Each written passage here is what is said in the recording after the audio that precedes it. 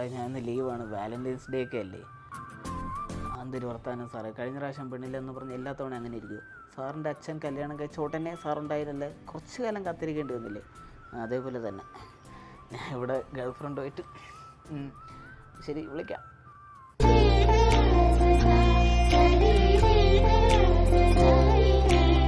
എന്തു പറയടാ? എടാ ഞാൻ പെണ്ണുമായിട്ട് ഒരു കുറ്റിക്കാട്ടിയിരിക്കണേ. എടാ അങ്ങ് പിടിക്കാതെ. എടാ ഈ പെണ്ണ് ഭയങ്കര സീൻ, ഞാൻ വിളിക്കാം കേട്ടാ.